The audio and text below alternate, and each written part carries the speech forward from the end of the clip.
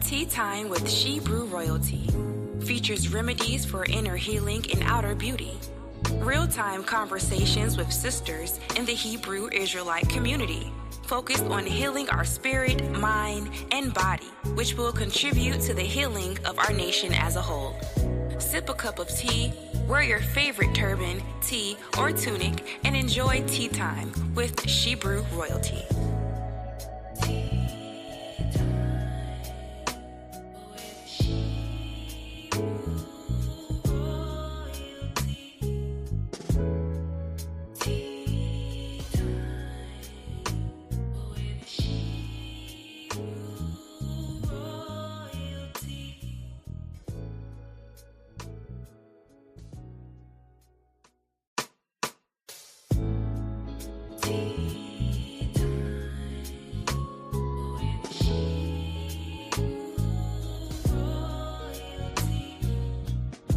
Tea Time with Shebrews Royalty features remedies for inner healing and outer beauty.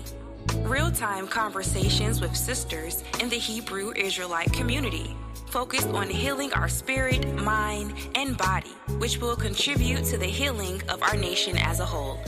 Sip a cup of tea, wear your favorite turban, tee, or tunic, and enjoy Tea Time with Shebrews Royalty.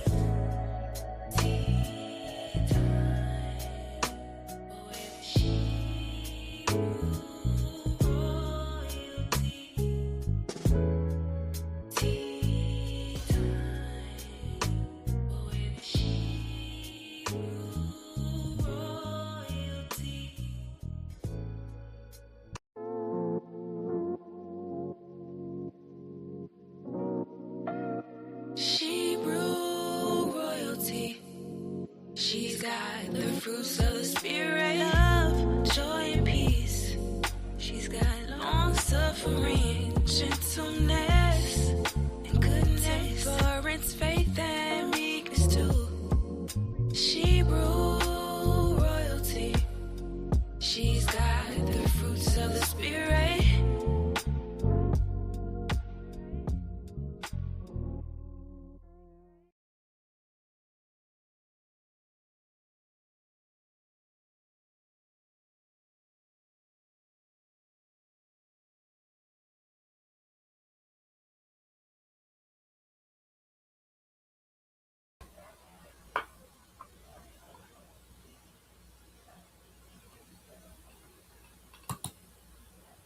Shalawam, shalawam, sisters. Come on in. Come on in.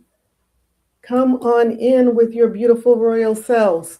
Sister Ahab Karaj, shalawam, shalawam, sister. How are you? Shalawam, welcome, welcome. Welcome. Come on in. As you come in, please do me a favor, hit that like button, share, subscribe, hit that notification bell. Let everyone know that we are live. We are live. Shalom, sis. So good to see you. Always on time, sister. Yes, Khan, it's so good to see you. Shalom. Shalom. Let's get this royal tea party started. All praises to the Most High, sis.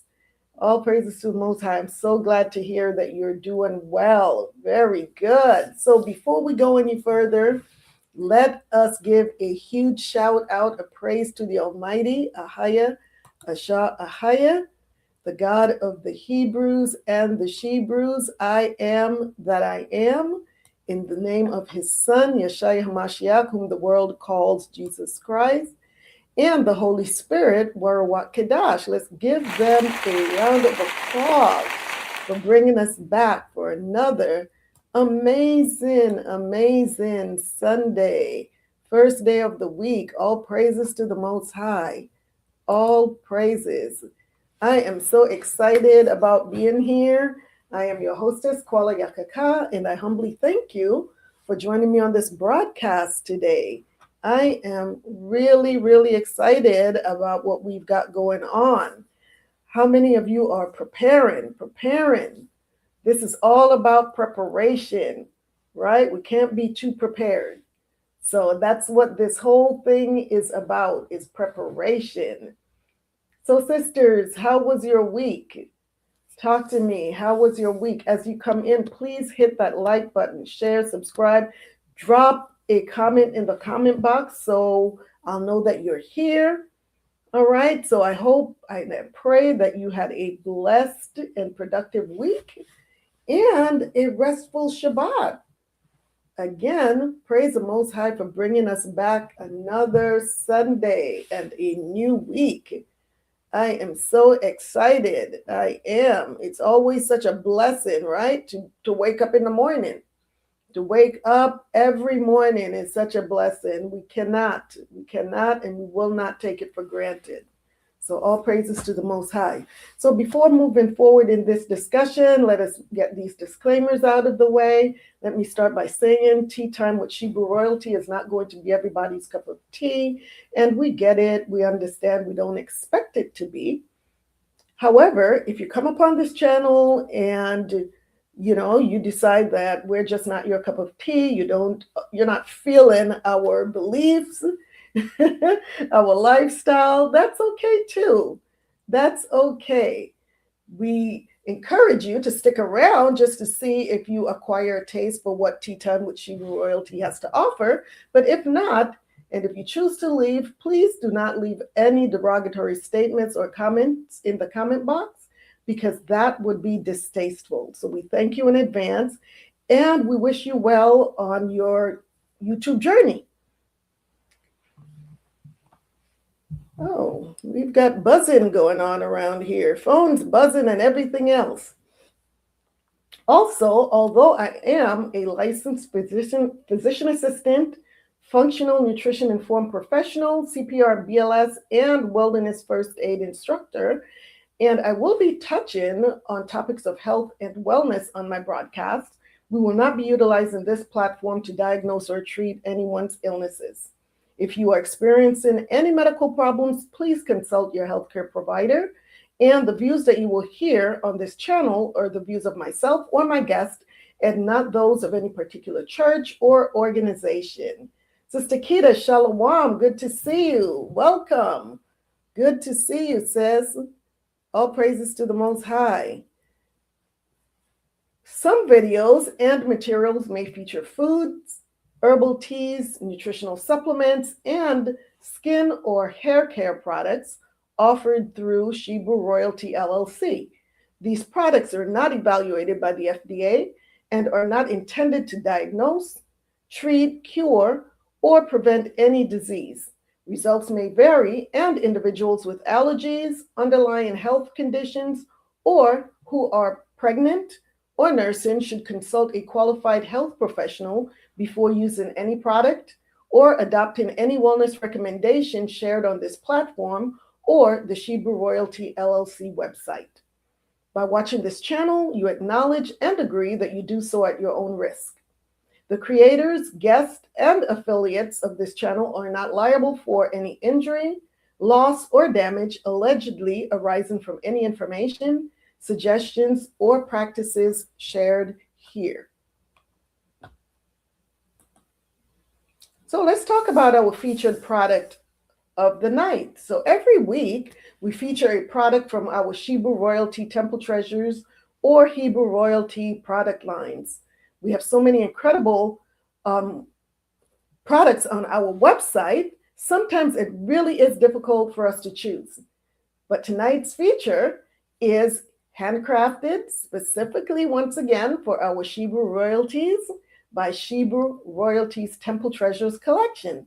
So let's talk about Temple Treasures Collection if you haven't already seen it, or if you're not familiar with the product line. So always remember, sisters, your skin is your temple. Honor and treasure it with the luxury it deserves. Temple Treasures is a handcrafted, all-natural skincare line inspired by ancient traditional beauty practices and designed for the modern queen. Infused with powerful botanicals, rare essential oils, and nutrient-rich ingredients, our products nourish, restore, and elevate your glow. From the radiant facial scrubs to indulgent bath soaks, each formula is a sacred self-care experience because true beauty isn't just skin deep, it's a reflection of the divine within. Experience Temple Treasures where skincare meets ancient tradition. I encourage you to begin your skincare journey to outer radiance and beauty now. So let's talk about our featured product of the night. Give me just a second so I can bring it up on the screen.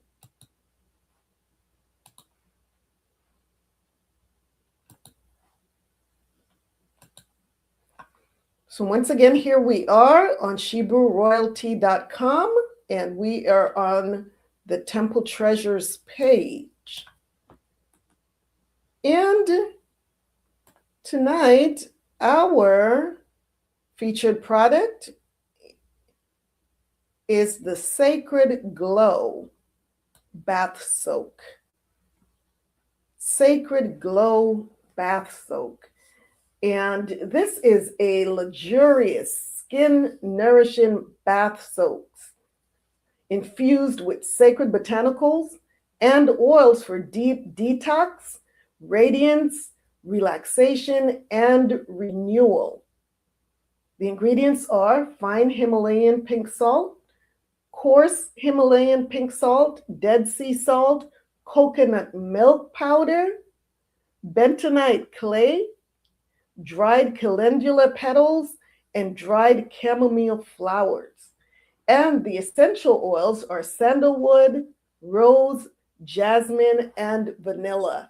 And this really is a luxurious bath soak, I am telling you. I say this about all of our products, but I can't help it. They are luxurious. They are all very luxurious. And this one, if you are really looking for a detox bath soap that doesn't leave your skin feeling dry or, rough, this is definitely the detox bath soap that you are looking for. That coconut milk powder, oh my goodness, let me take you over to the store just so we can see what we're talking about here. Let's go over to Temple Treasures, and we are looking for Sacred Glow Bath Soak. There it is right here. This is the Sacred Glow Bath Soak. Very, very, very luxurious. And I don't know if you can see it close up. This is what it looks like. But I am telling you, when you get out of that tub, your skin is so soft and glowing. It really is sacred glow. Your skin is soft, it's supple, it's glowing and hydrated. I know it says detox, but your skin is going to feel so hydrated. That's the only way that I can explain it. So here we are, Sacred Glow Bath Soak. If you haven't tried this yet, please go to ShebrewRoyalty.com and check out not just the Sacred Glow Bath Soak, but all of the products that are on there. And at the top left-hand side of your screen is the QR code for our website, ShebrewRoyalty.com. So these products are just amazing. They really are simply amazing. And I say that with all honesty. If I wouldn't put it on my skin, it would not be sold. So everything that you see on this website has touched my skin, and they have gotten my 100% approval. All right. That being said, sisters, what time is it? What time is it, sisters? Talk to me. Those of you that have been here for a while, you know what time it is. It is tea time, of course. It is tea time on Tea Time with Shebrew Royalty. So now that you know what time it is, how are you enjoying and celebrating tea time? What is your cup of tea tonight?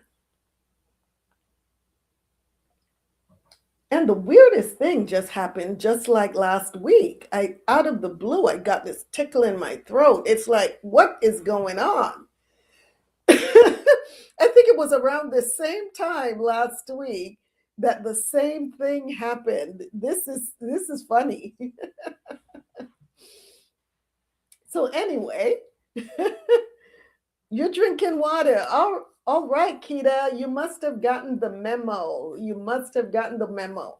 Sister Habkarat, what are you sipping on tonight? So although this is tea time here on Tea Time with Shebrew Royalty, tonight I myself am not having tea.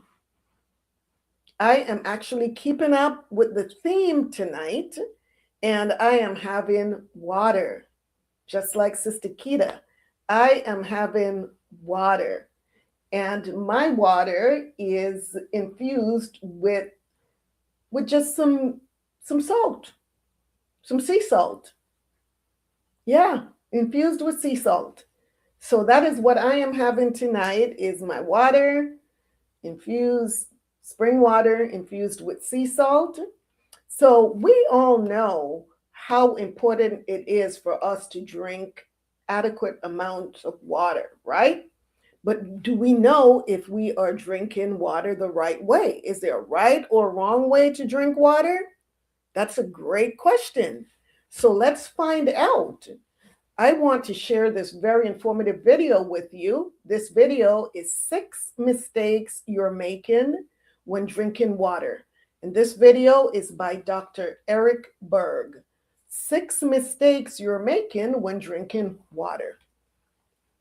So let's find out if we are making mistakes when we're drinking our water. Let me get this video up on the screen. In fair use, for educational purposes only. This video, like I said, 6 mistakes you can make drinking water. Let's learn what these 6 mistakes are. Let me go ahead and give that a thumbs up real quick.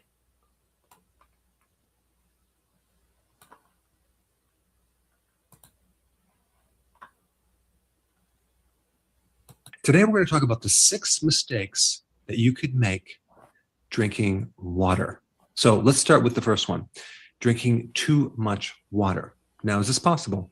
Yes, it is, especially when you force yourself to drink all this water, especially without the electrolytes that help you deal with this extra water.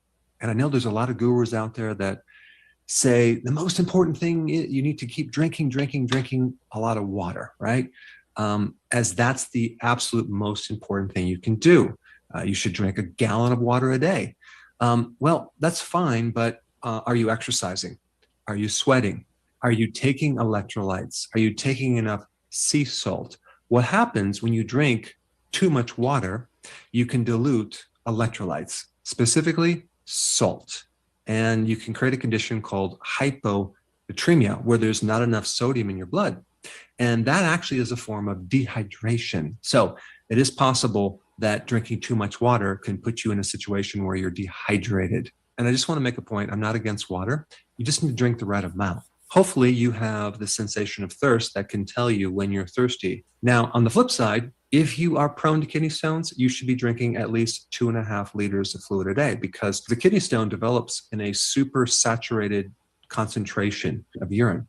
So if you're drinking enough water, it's almost impossible to develop a stone. And so should we all drink exactly 8 glasses of water a day? It really depends on a lot of variables that I'm going to get into in this video.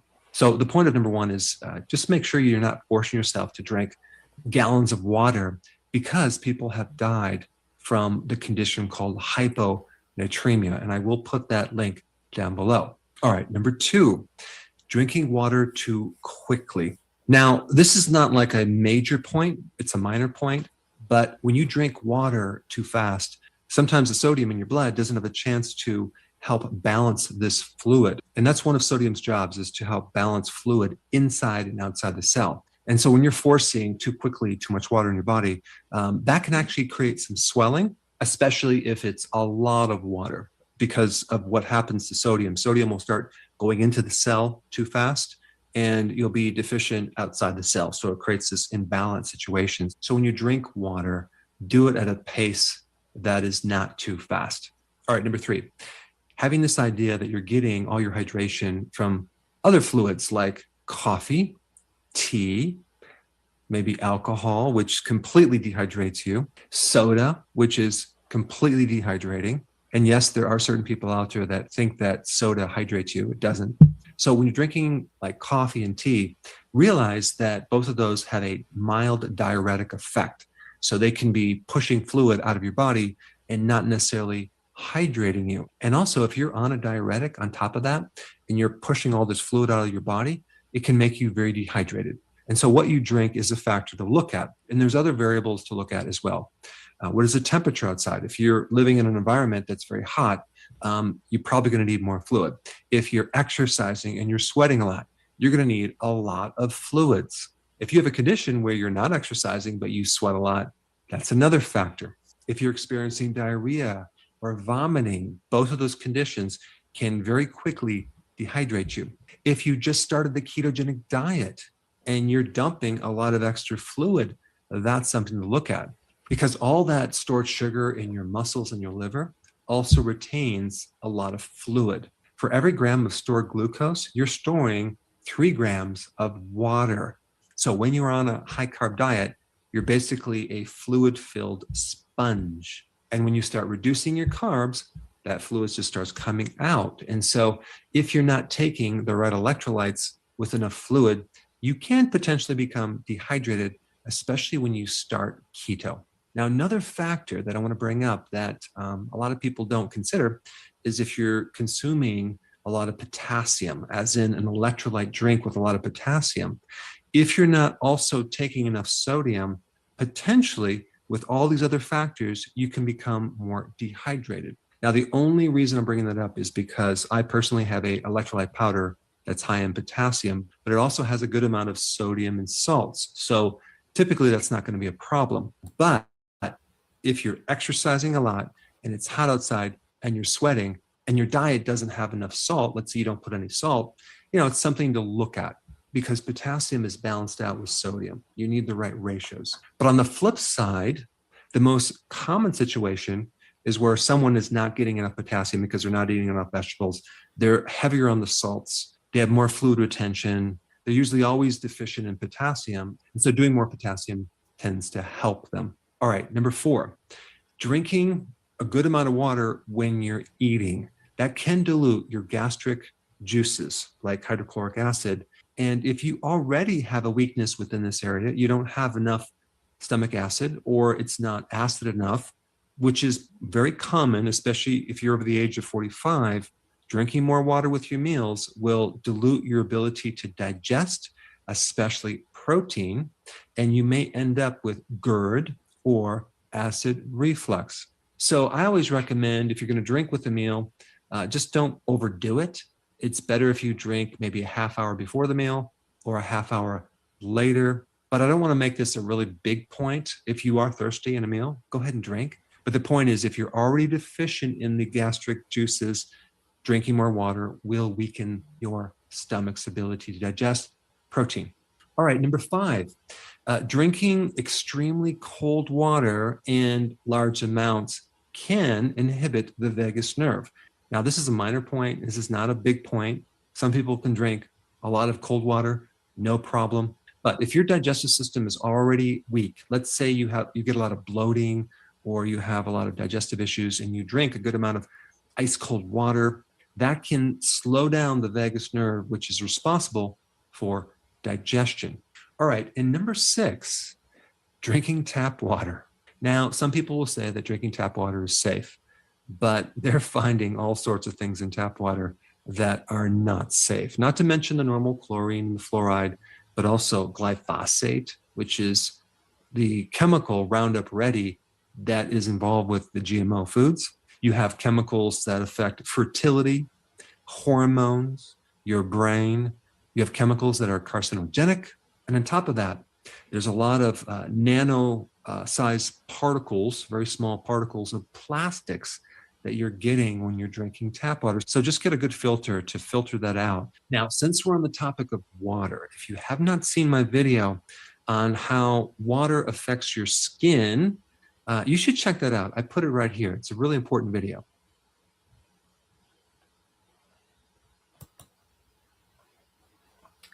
Awesome. Wasn't that quite informative? Wasn't that very informative? Yeah, so we may be drinking water the wrong way, right? Now we know the correct way to drink water and how much and what to do, what to add to your water, such as the sea salt or the electrolytes. Right? So let's see what you all are saying here. Let's see what's going on. Nicolas Cage. We have Nicolas Cage has returned. Well, hello, Nicolas Cage, 777. So you're drinking H2O. All right. Awesome. You said, what about fire water? Not here. Maybe somewhere else, but no, we don't drink fire water here.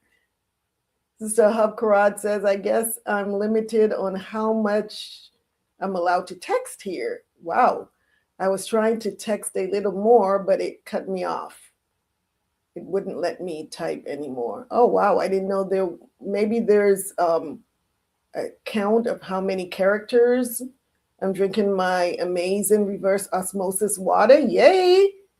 That's what I'm talking about. You can't go wrong with that, sis. I scrolled back up here and you said I will be using my Queen Esther's mineral soak here soon. Oh, awesome. I was opening it up today and looking at all the goodies inside. And I'm telling you, it just smells so incredibly good. I can't wait. Oh, praises, sis. You know that whole collection has not even made it onto the website yet, the Queen Esther's collection. I'm actually really thinking about keeping that as a seasonal collection during Purim time. So I don't know. I don't know yet. That collection requires a lot of work to to create. And not just the work to create it, but the ingredients. There's just so much that goes into the Queen Esther's, the bath soap, the body butter, which has it just has so much more stuff in it than the other body butters. And of course the body oil and the lip veil. There's so much that goes into creating that collection. That's why I haven't put it on the website yet. It was prevented during it came out during Purim, but was featured actually at Passover for the first time, and I still haven't put it on the website. So I'm really contemplating what to do about that. Anyhow, that being said, sis, yes, please give me some feedback on what you think when you do use that bath soak. I love it. I truly love that bath soak. It is what it's all about. It's about Queen Esther. The whole collection is just Queen Esther. It really is. Let's see. Says, good idea. I can tell because that bath soak looks completely amazing and smells just so delicious. It really is. It is, sis. And you've had the body butter, and so I think you've used the body butter already. But and that lip veil is, and the body oil. Once again, that whole collection is luxurious. I got to score. You did. You did get to score at Passover. I still have a few products left from the collection, but I don't know if I'm going to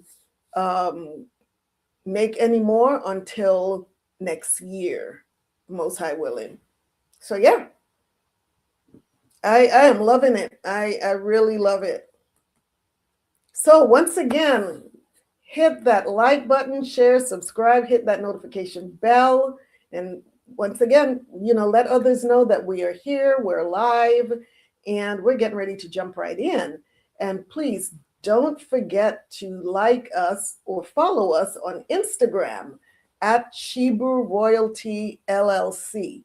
Shebrew Royalty LLC on Instagram.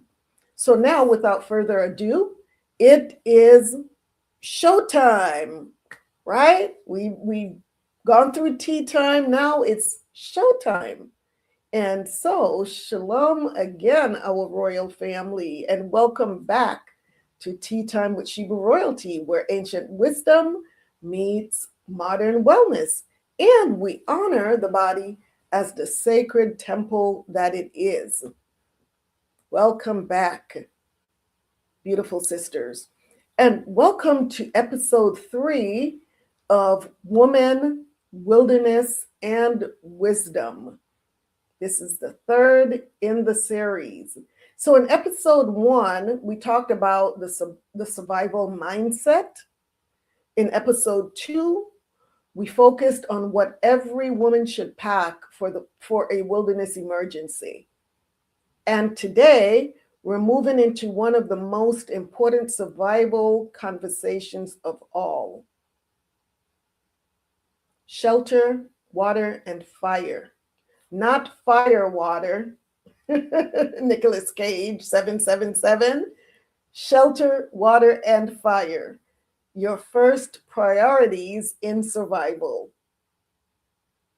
Sister Halkarat says, Khan, I used my body butter. Oh, you used all of it. Oh my goodness. You are doing it, sis. I am telling you, and your skin is loving these products. Your skin is really loving these products. It shows. So when something goes wrong outdoors, fear can tempt you to think about everything at once. Shalawam, shalawam, my beautiful sister, my royal sister, Akwat Sierra. Welcome, shalawam. So we talked about this in episode 1, right? We talked about the survival mindset and how to prevent that fear from creeping in. And the only way to do that is through preparation. Of course, we're going to have some nervousness or what have you, dealing with going out into the wilderness and so on and so forth. But the more prepared we are, the better mental state that we'll be in. Oh, the water says, all praises to the Most High. All praises. Shalawam. So yes, I'm wilderness ready again. That's a whole theme. So I'm sticking with the theme of wilderness and survival. So I got to have my camouflage and all of that going on. So yes. So when something goes wrong outdoors, fear can tempt you to think about everything all at once. You may wonder where to go, what to do, how long you will be there, whether anyone will find you, and how serious the situation really is. But survival becomes more manageable when you stop trying to solve everything all at once and start focusing on what matters most. Nicholas Cage says it comes from our native spirit. All right, that is correct. And in many wilderness emergencies, your first priorities are not comfort, not convenience, and not even food. So, what are our first priorities in wilderness emergencies? Many wilderness emergencies. Your first priorities are often shelter, water, and fire. Who agrees with that? So these needs matter because exposure, dehydration, and loss of body heat can turn a difficult situation into a dangerous one surprisingly fast. So public guidance from the CDC, or the Centers for Disease Control, emphasizes the danger of heat and cold illnesses and notes that staying dry, layering clothing, and reducing exposure are key protections. Guidance from outdoor experts like NOLS, or the National Outdoor Leadership School, and REI, Recreational Equipment Inc., similarly stresses getting shelter, carrying water, and treatment options, and packing layers for unexpected conditions. So tonight, let's talk about how to think clearly about shelter, water, and fire in a real world survival situation. And I've mentioned before, having had 14 and a half years of active duty Army experience, I know how important these factors are. It is so important. What I'm going to do right now, I'm going to drop some links into the comment box for you all, because I'm going to be going through some information, and I want you to have the links to these articles. I'm not going to go in deep into the articles, but I want you to have these links for your personal reference. So let me drop these links in the comment box so you can have them. This one is from the CDC.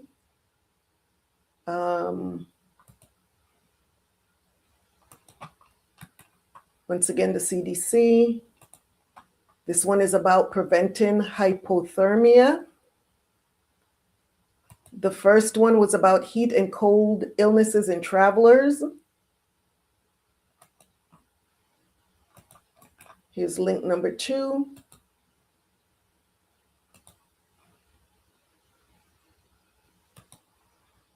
This one is from NOLS.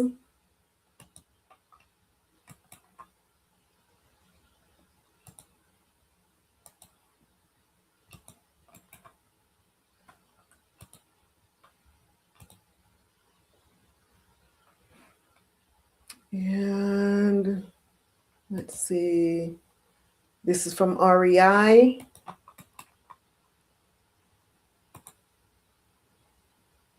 And this is about the 10 essentials. I know it's a lot, but you all can download these links for future reference.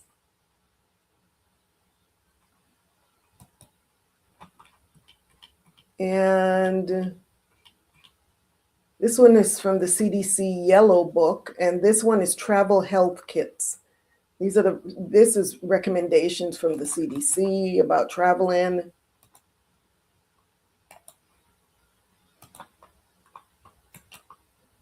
And about packing a health kit. And last but not least, this is from NOLS again. I think this is the last one. No, let's see. Yeah.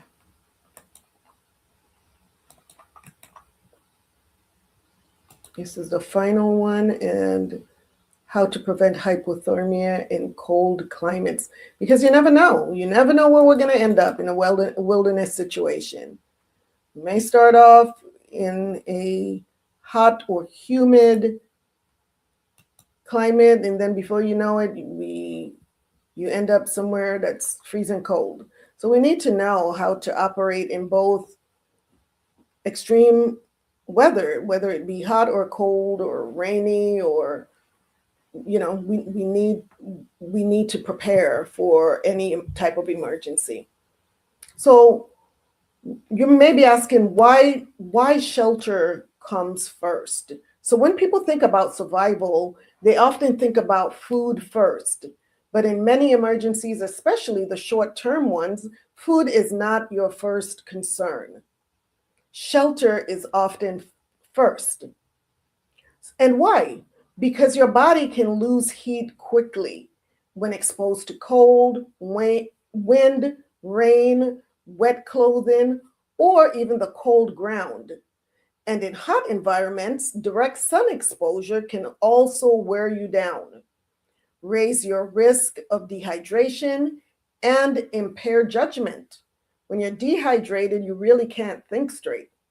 The CDC, or the Centers for Disease Control, specifically warns that wet clothing, wind, and exposure increases heat loss, and that prompt sheltering and removal of wet clothes are important in cold emergencies.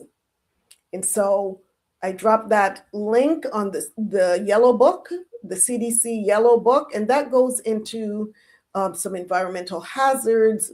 I'm just going to click on that really quick. And this is about heat and cold illness in travelers.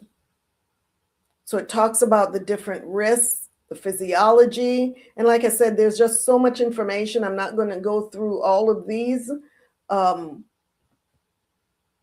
articles because they're quite lengthy. But in your own time, please take some time and go over these articles.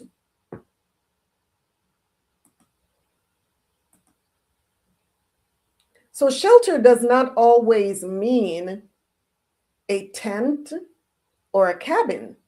In an emergency, shelter may simply mean getting out of the rain, getting out of the wind, creating shade, adding dry layers, getting off cold ground, or finding a place that protects your body from further exposure. Sometimes the wisest first move is not to keep walking. Sometimes the wisest first move is to stop your heat loss, reduce your exposure, and stabilize yourself. This is especially important if you are cold, wet, injured, exhausted, or losing daylight. We talked about a lot of these things last week as well. A woman in survival mode should be thinking, how do I protect my body right now? That question can save your life, right? Protecting your body.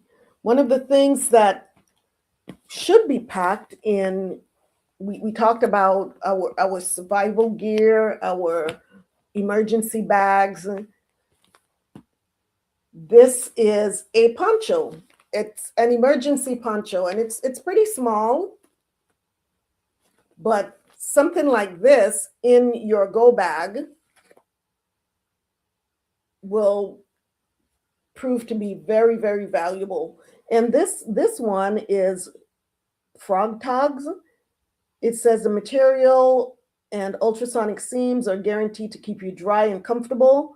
This revolutionary fabric is ultra lightweight, ultra packable, and ultra dry. As part of our corporate effort to become a more environmentally conscious company, we have also designed this unique fabric to be completely recyclable. So it's ultra light, it's recyclable, it's affordable, one size fits all. It says here it contains no harmful PVC, and that's good, or phthalates, recyclable and waterproof material, sealed seams, and it snaps shut, and it's one size fits all. So if you don't already have a poncho in your bag, in your kit, please get one, and this may be what your shelter looks like, right? This may be it. This may be a layer to protect you from the rain.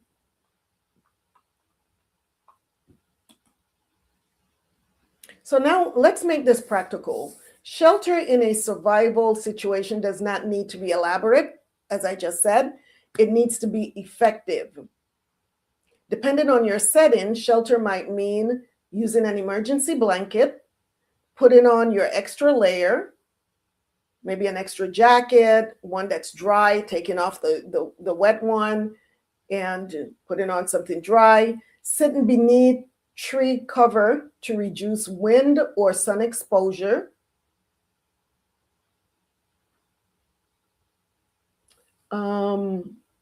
I tend to pass out when I'm dehydrated or overheated. Wow. So, Nicolas Cage, can you give me your name so I'm not referring to you as Nicolas Cage? Can you give me a first name or something? But yeah, that's pretty serious. So you really need to make sure that you are staying well hydrated and cool, right? And another thing is, which I don't have here, I have in my bag, is a small fan, that I have that also helps with cooling you down should you need to be, if you're overheated. So something like that, making sure that you have water to pour on yourself, or a wet rag. There are just so many things that we can do to prepare for a situation like that, especially since you already know that you deal with passing out. And if any one of us is dehydrated enough or overheated enough, that is going to be the result. That is going to be the end result. So sitting beneath tree cover to reduce wind or sun exposure, using a tarp, a poncho, as I just said, or rain layer, moving to a safer, dry location, insulating yourself from the ground with gear, leaves, or other dry material, or getting into your vehicle if you are stranded on the roadside rather than remaining exposed outside, right? You want to get into your vehicle if it's parked in a safe spot. I mean, if your car stopped on the road, you may want to assess that situation to see if it's safe to sit in your vehicle. But if your vehicle is in a safe spot, by all means, get back into your vehicle. So what can shelter look like? Nicholas. Nice to meet you, Nicholas. So your name is Nicholas. Nicolas Cage. I thought that you were getting that name from the actor. Okay. Nicolas Cage, it's good to have you. Good to have you here. So NOLS guidance on cold stress highlights simple warming actions such as finding shelter and adding layers early. You don't want to wait until you are drenched, right? Before cold stress worsens. REI also emphasizes carrying extra clothes because conditions can turn wet, windy, or chilly, or an injury can force an unplanned night out.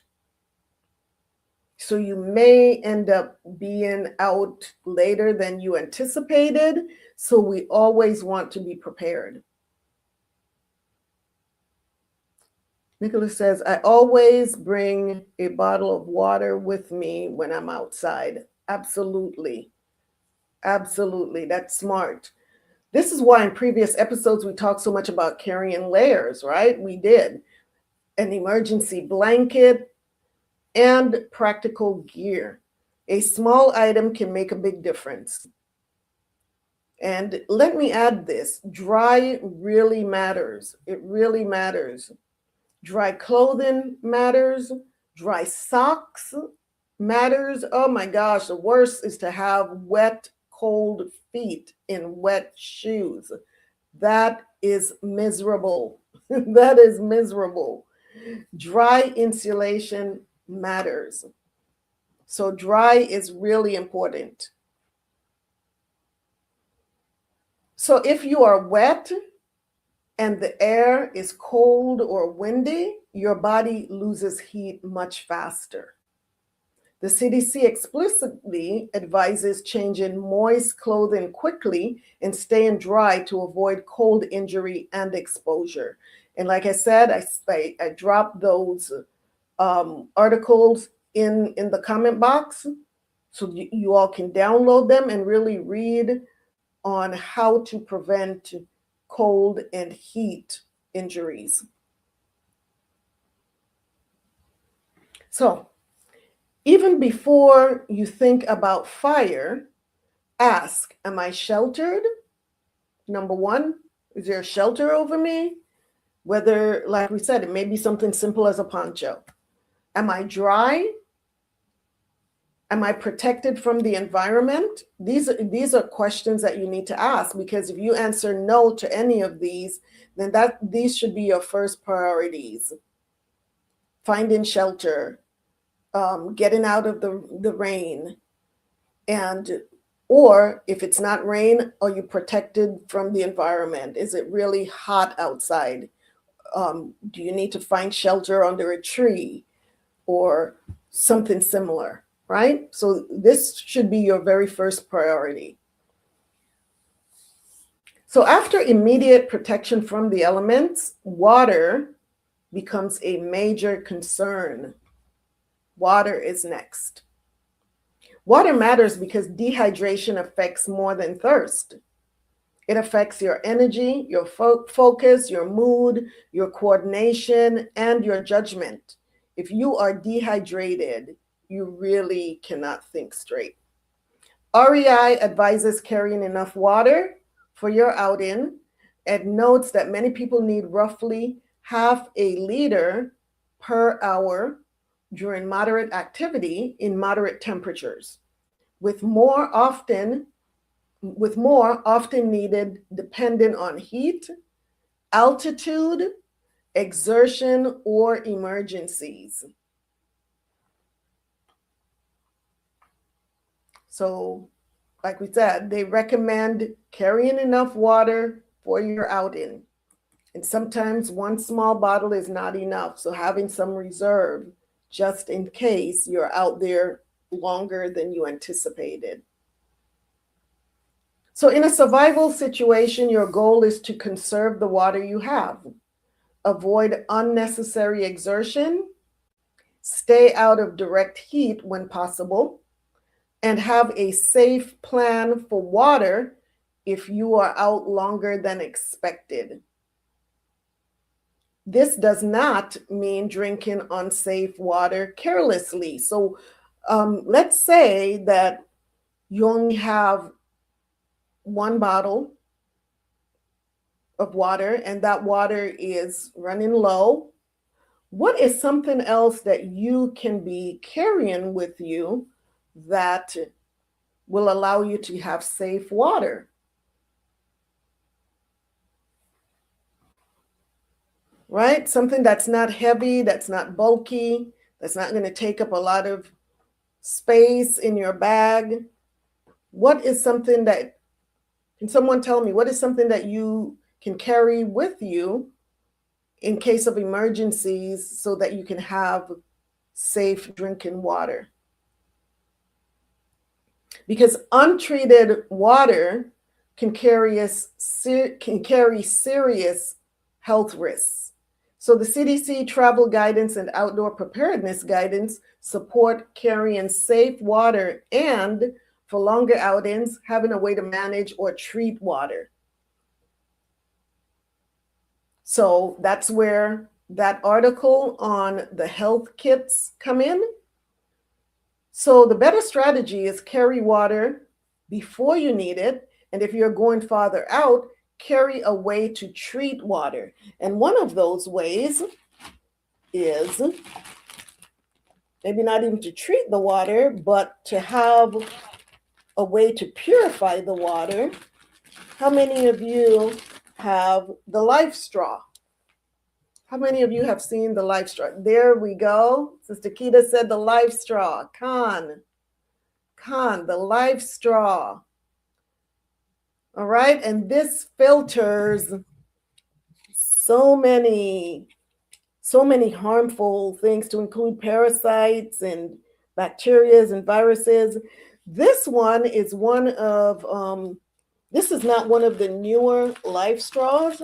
I've seen the newer life straws which now also filters out microplastics. This one doesn't, but there's a new kit on the block, a new straw on the block that also filters out the microplastics. So you may want to upgrade to that. I have 3 of these, so eventually I'll get the one that filters out the microplastics as well. You have one of these. Awesome, Aqua Sierra. So that's one. And then this one is called the Survivor Filter. And actually I bought this before I saw the life straws. So this one is a little bit more elaborate. It comes with all kinds of gadgets and it's actually a filter. It actually is a filter with a pump to filter water. And it's compact. And this one is by, let me see. I've had this for quite some time. And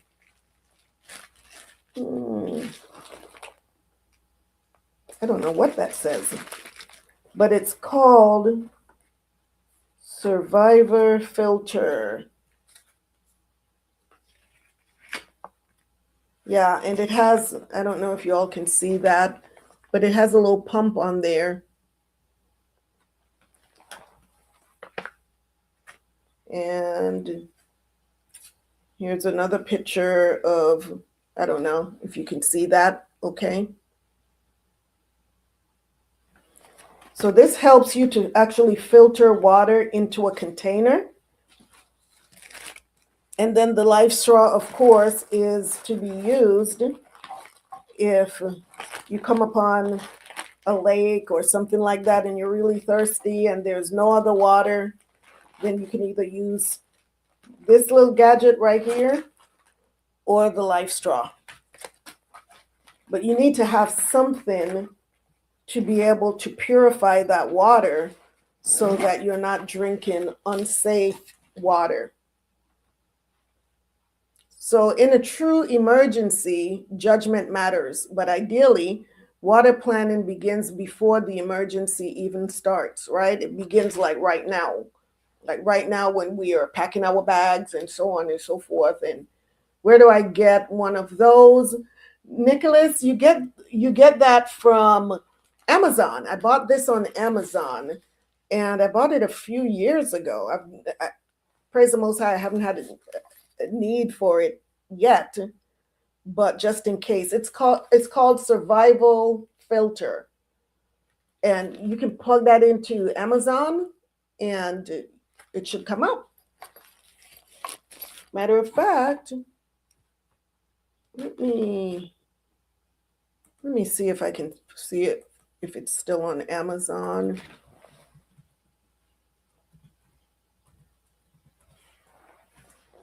Give me just a second to do a quick search. Survival Filter.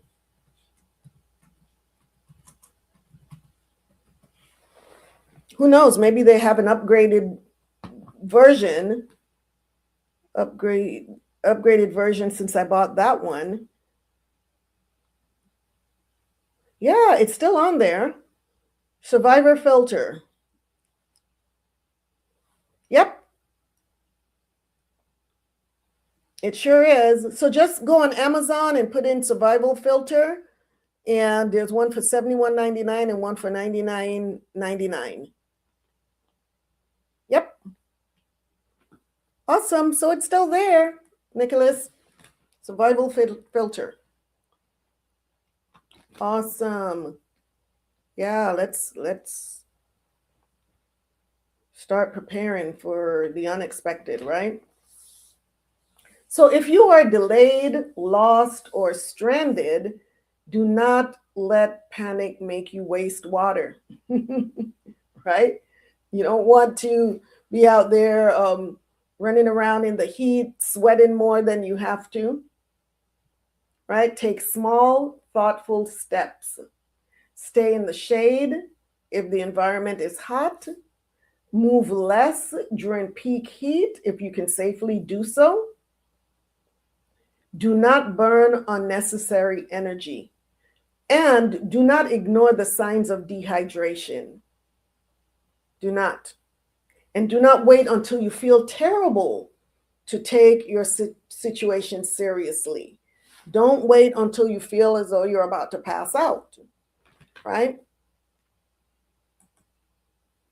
So if you are sweating heavily, becoming lightheaded, feeling weak, or thinking less clearly, your body may be already under strain. Can't filter rain and river water. Can't filter rain and river water. What does that mean?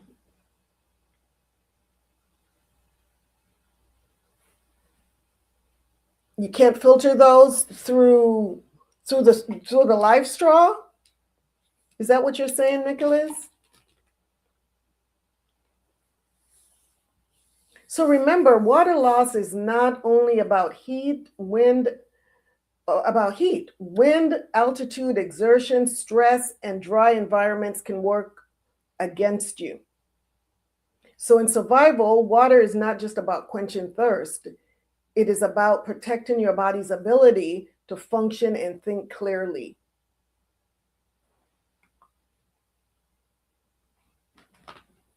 That's the importance right there.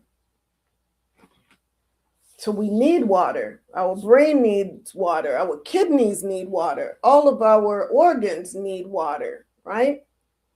So it's so important that we, in these situations, that we conserve as much water as we can, and that we're able to plan ahead so that we have enough water or the tools necessary to filter water. Now let's talk about fire. Fire can be one of the most valuable tools in a survival situation, correct? But it is also the one that requires judgment. Yes or no? Shalawam, Shalawam, Sister Diane, Sister As My Soul Prospers. Good evening, Shalawam. We're talking about fire. Fire is useful, it's powerful, and it's situational, right? Fire, you can't use it all the time, right? And there are reasons why we can't. It requires judgment. Fire can help provide warmth, light, comfort, morale. Believe it or not, when you're warm, if it's cold out there and you're able to get fire going to keep you warm, it really lifts your morale and makes you feel so much better rather than being outside shivering. Fire can be used as a signal for rescuers, and in some situations, a way to help with water treatment. That's another way, right? By boiling the water. But fire is not always your first move, and it is not always safe. With the straw. Your questions are fragmented, Nicholas. Your questions are fragmented. I don't know. I'm not getting what you're saying. Go ahead and just write out your full question for me. Post your full question.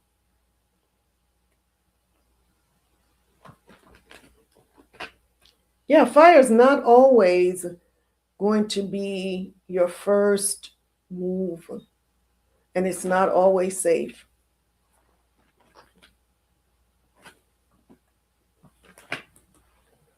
If conditions are extremely dry, windy, or under wildfire restrictions, which in California, there's always so many wildfire restrictions, right? Starting a fire may be dangerous or even illegal.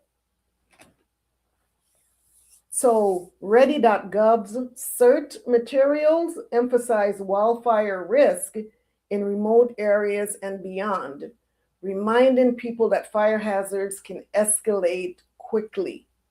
So when thinking about fire, ask yourself, number one, is it necessary? Number two, is it safe to start a fire right now? Do I have the right materials to start a fire? And will it help more than it harms? Right? So you have to assess the situation. If it's really windy and there's a lot of dry brush, I don't think that would be a wise choice to start a fire right then. If you are wet and cold, fire may be helpful. If you are safe in your car with layers and supplies, it may not be necessary, right? Where are you going to start the fire at? Just stay in the car, stay with your supplies, and put on an extra layer to stay warm.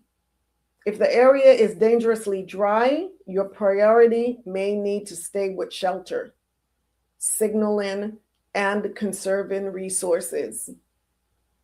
Can I filter rain and river water with the straw? I'm sure you can. I'm sure you can. That's their purpose.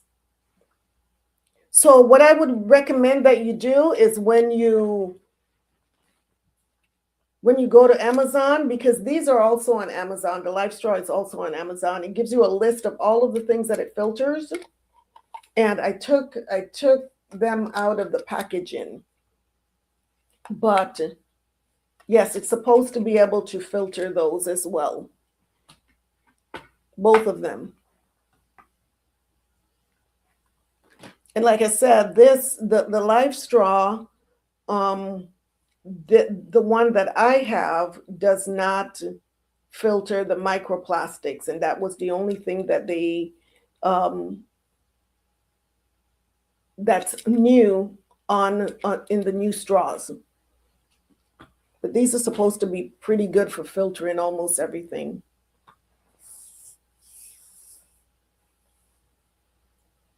So if you are wet and cold, fire may be helpful. If you're safe in your car, we talked about that with layers and supplies, it may not be necessary. And once again, if the area is dangerously dry, your priorities may need to stay with shelter, signaling, and conserving resources, because there should be other ways that you could be able to signal for help should you need it. We talked about some of those ways last time, by having a flashlight, by having, whether it be a handheld flashlight or one that's on a headband, wherein maybe like a reflective jacket, something that will catch someone's eyes from a distance. So wisdom is knowing that fire is a tool and not an automatic answer. It's a really good tool when used appropriately, but if not used appropriately, it can be very damaging, as we well know. We've heard about wildfires that just really damages so many homes, and even not even homes, but even forest areas, and kill off livestock. And fire can be, like I said, it can be very helpful or it can be very dangerous. So if you need warmth, you need to act early. So one of the most important lessons in survival is this: you have to act early. You don't wait until things get so out of control and then try to act. You need to act early. Do not wait until you are deeply chilled, shivering, confused, or losing coordination before responding. NOLS notes that in early cold stress, a person can still take action to warm up, such as finding shelter and adding layers. The CDC also describes hypothermia as a medical emergency and advises immediate warming measures, including getting into shelter and removing wet clothing, because what we're trying to do is avoid something such as frostbite, right? Can I filter rain and river water with the straw? With the straw, yes. If you collect the rainwater in something, yes, absolutely. But once again, go on, when you go to purchase it, it has a list of everything on there. I don't want to speak out of turn, but I would encourage you, before you purchase a straw, you read up on it and get to know more about it.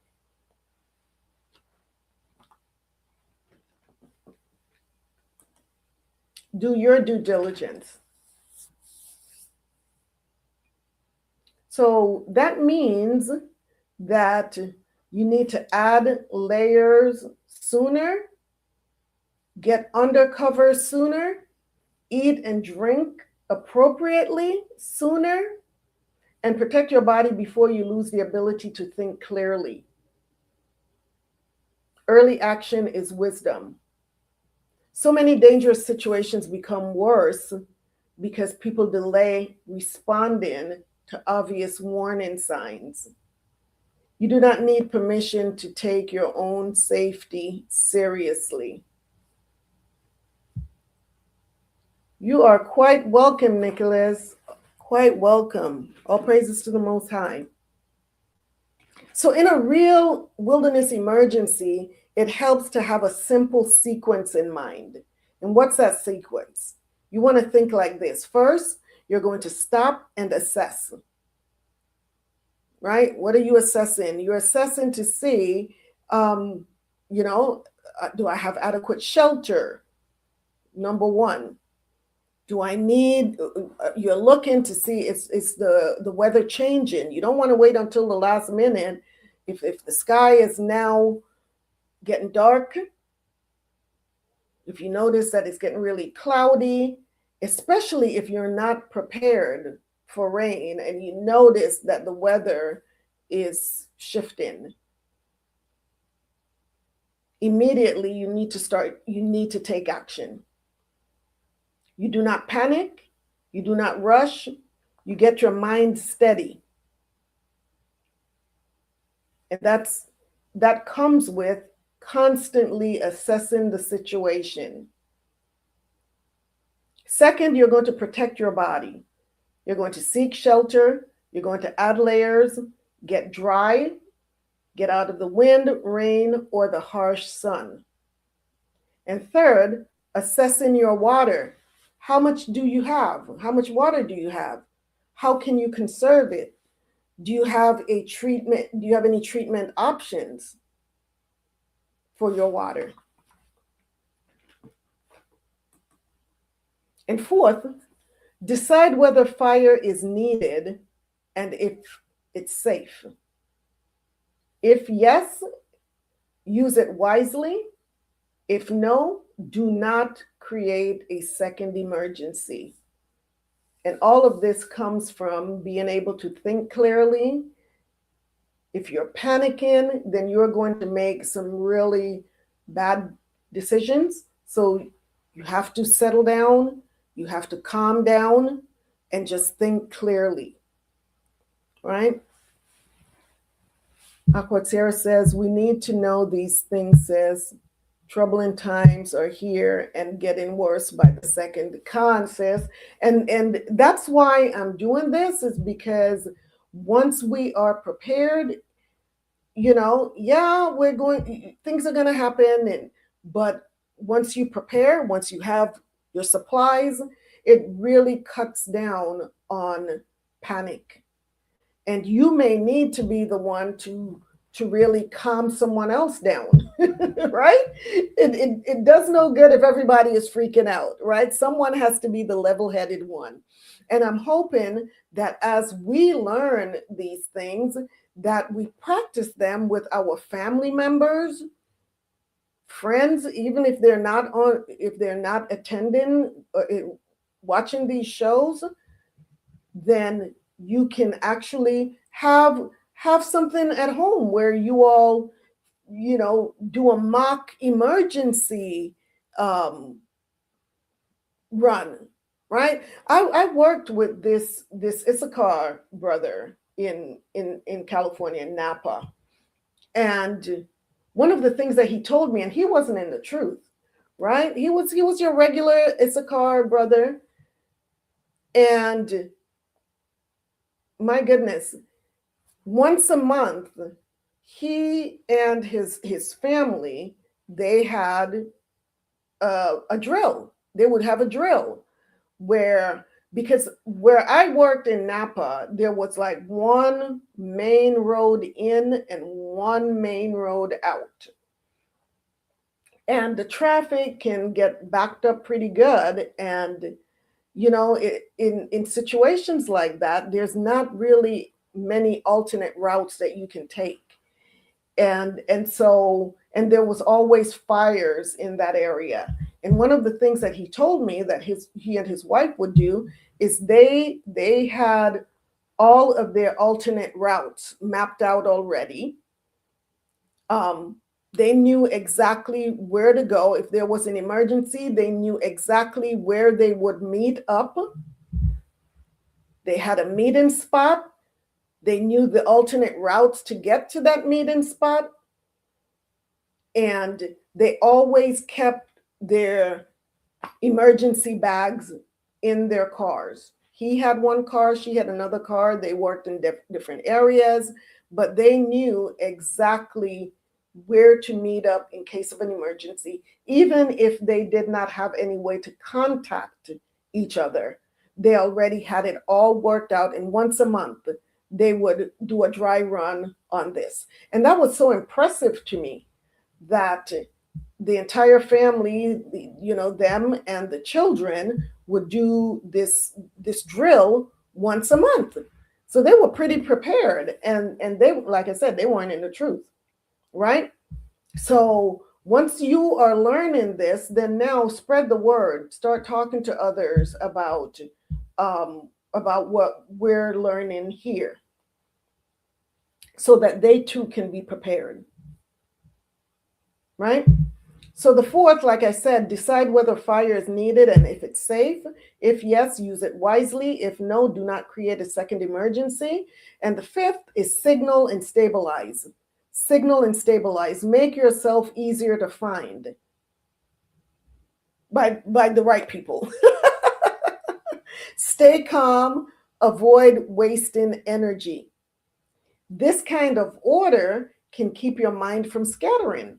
And like I said, this Issachar brother and his wife, they weren't panicking when there were fires, right? Because they already had it all mapped out. And he said they had been doing that for like a couple of years before I met him. He worked with me.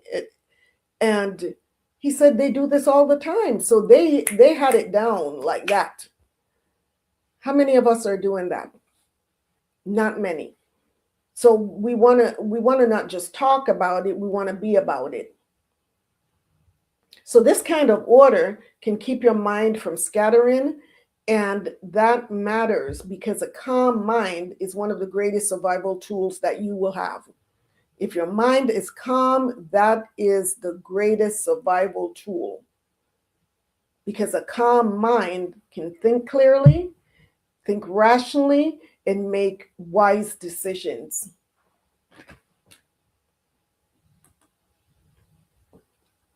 So once again, I want to speak specifically to us as women. You know, we many of us are used to pushing through discomfort. When we don't feel well, we still push through. We keep going when we are tired. We minimize our own needs. We tell ourselves we are fine when we are not. But in survival, minimizing your condition can be dangerous. All praises to the Most High, Aqua Sierra, for the tea. You get all the tea here. You get all the tea here on tea time. So if you're getting too cold, you need to respond to that. If you are overheating, you need to respond to that. If you are low on water, what do? You respond to that. And if you're becoming disoriented, you better respond. Preparedness is not weakness. Response is not overreaction. You have to respond, because if you don't voluntarily respond, then your body is going to respond for you. And sometimes it responds in a very negative way if you ignore it, right? So wisdom means paying attention to your body and your environment early enough to protect yourself. And it is perfectly acceptable to turn back.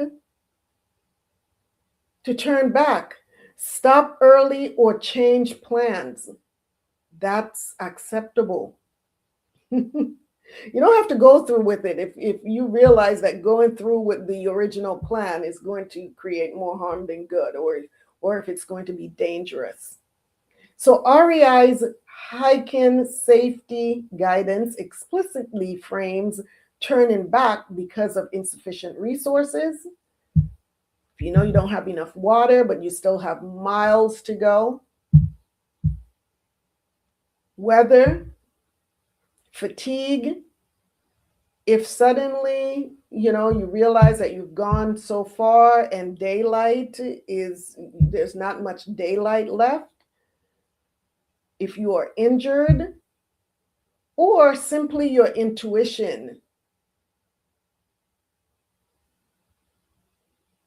As a mature safety decision, not a failure. That doesn't mean that you're a failure if you have to change your plans. Aqua Sierra says, what about choosing when to move to conserve strength, or moving when I have this light in blurring my vision here, or moving when temperature and or weather is optimal for traveling on foot. Khan, these are decisions, yes, that we have to constantly assess. Does it make any sense to keep moving right now? If you are really, really hot and and it's just getting hotter, you may just want to take a break, find a tree or something to sit under. And although it may be still hot, if you're not moving, you're not going to be burning as much energy. And you're not going to be sweating as much, right? So knowing when to just stop and rest, or just say, I'm going to sit here until it's safer to move. Or if you know that you passed a really good shaded area, maybe half a mile back, and you still have 3 miles ahead of you, you may want to go back the half a mile and take shelter there. And then when it's safe to move forward again, then you start moving forward again. But it doesn't make sense to go 3 more miles when you know that there's a safe spot that you passed a half a mile back.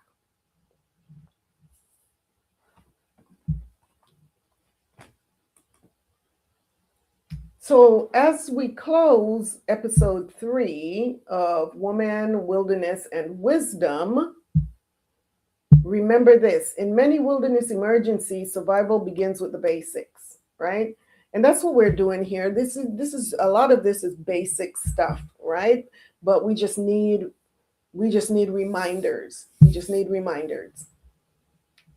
And once again, the more we rehearse it, the better we will be in the time of an emergency, right? The more prepared we'll be.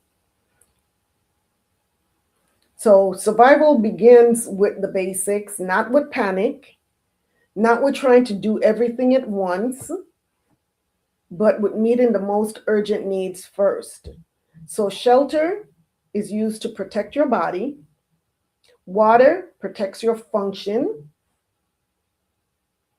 Fire, when safe and necessary, can provide warmth, signaling, and support. And all 3 of these together, oh my goodness. Yeah, that's a great start. That's a great start when it comes to survival, right? So the more clearly you understand these priorities, the more calmly you can respond when the conditions become uncertain. And that is what this series is all about. It's about helping us women, especially because we we tend to panic. We tend to panic, and become more emotional. But once we're prepared, we can be very strong in these type of situations, right? And that's what's necessary. We need to be strong for our families as well. And it's using wisdom. So this series is about helping women to move from fear to preparedness, from confusion to clarity, and from panic to wisdom. When you're using wisdom, you're not going to be panicked.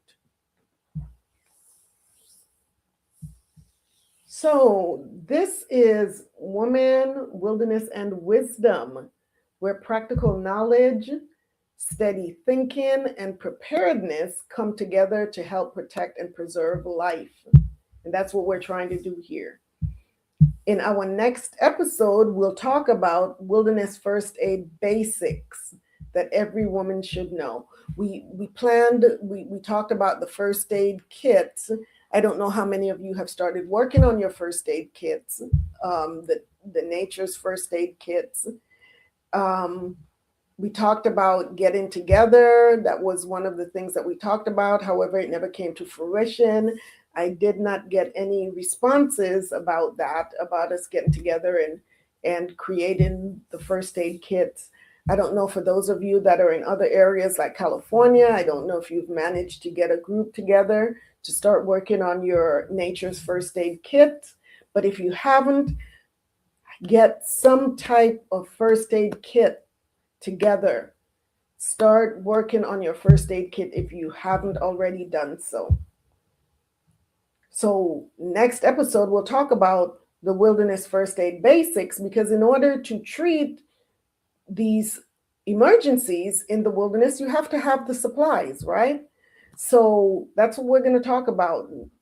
Hopefully we already have the supplies, so now we can talk about the basics on how to treat some of the emergencies that we may see in the wilderness. Because knowing how to respond to common injuries and emergencies outdoors is an essential part of staying safe, steady, and prepared. So that's going to be our next show, is talking about how to utilize these supplies to treat some injuries and some common injuries and emergencies. Sis, what is your take on challenging oneself to see if one could survive in cold temperatures at night by going out in the cold or at night in a controlled environment, i.e., a backyard? Absolutely. Absolutely. I'm all for that. That would be good, at least to see how long you can stay out there without having to take shelter. Yeah, you can do that. Actually, we do that during tabernacles, right? During tabernacles, we get to stay out there and in the elements. For some people, their tabernacles may be in wet areas where there's a lot of rain. For some of us, it may be in a hot environment, humid environment. So there are all these different scenarios. But yeah, to do it at home in your backyard, that would definitely be a smart thing to do. And to see how even your emergency supplies, your poncho, to see if it really does work. Does it really work? Does it really keep you dry, right? Is it all that it's cracked up to be? Oh, one of the other things that I wanted to show for the fire, I completely forgot about this, is making sure that you have even a lighter or some way to start the fire, right? This is storm-proof matches. Storm-proof matches. So these matches are supposed to be, they're supposed to not blow out, go out if it's pretty windy or stormy outside. So I haven't tried them yet, but that's what they're supposed to do. These are storm-proof matches.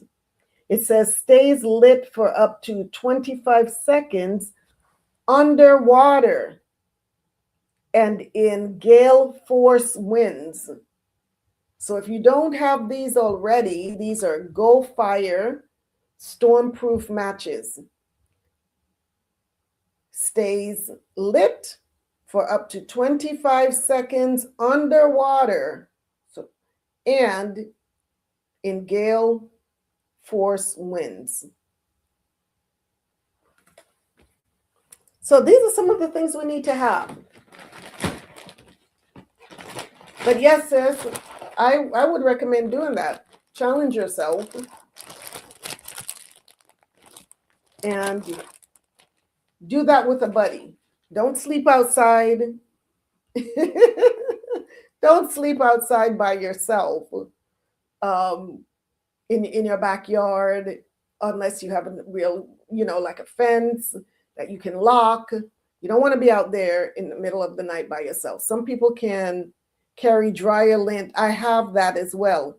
I have my dryer lint as well. I've been storing my dryer lint. Yes, the water for kindling to assist in starting a fire. Yes, it's so much easier than the twigs, right? Because, the Boy Scouts, they had their way of, starting fires and so on and so forth.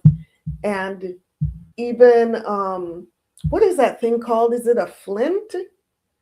That metal to metal thing that you strike that you can start a fire with. But yeah, the lint is supposed to be really good. So I've been storing that as well. And the lint is really light. It's lightweight. It's not heavy.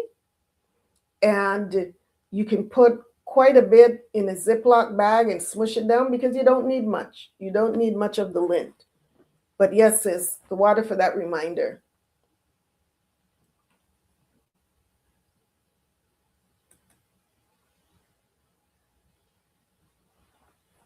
Flint rocks or the stones that cause a spark. Yeah, so those are options as well. I've got lighters and I've got matches and the stormproof matches. So Khan, any other questions, comments? I hope that this was edifying and that you all found some value in this. So this channel is not monetized, but if you find the information that is presented on this channel to be useful and valuable to you, please feel free to give a donation to the cause. Nothing is too small or large. Shebrew Royalty LLC and Tea Time with Shebrew Royalty are labors of love and appreciation. And what I present on this channel and create and offer on ShebrewRoyalty.com comes from a place of love, care, and appreciation for each and every one of you, for myself, and most importantly, for the Most High. And wow, I just thank him for blessing me with this platform, blessing me with you all. The water says, all praises to the Most High. Yeah, I'm so blessed to have you all, right? And we appreciate any gift that the Most High puts on your heart to donate. Donations may be sent to $Shebrew Royalty on Cash App. And please be sure to specify donation as a purpose for the transaction. The water. Thank you all for coming on here and joining me, because tea time is no fun when you're having tea by yourself, right? So thank you all so much. The best way to support us, though, is by visiting ShebrewRoyalty.com and purchasing one of our all-organic skincare products from either our Temple Treasures collection made for the queens or from our Hebrew Royalty collection specifically crafted for our kings. And don't forget our royalties collection as well. How can we forget our royalties? If you haven't experienced our products, please check out our website and go to our reviews page on ShebrewRoyalty.com. And once again, the QR code is right on the upper left-hand side of the screen there. Please check out what our reviews are, what people are saying. And yeah, check us out. And the best way to know is to experience it yourself. Purchase one of these amazing products. And I promise, you will not be disappointed. So let's continue to grow this channel so that the information can reach Shebrews throughout the four corners of the earth, and even those that are not Shebrews but are willing to be a part of our community.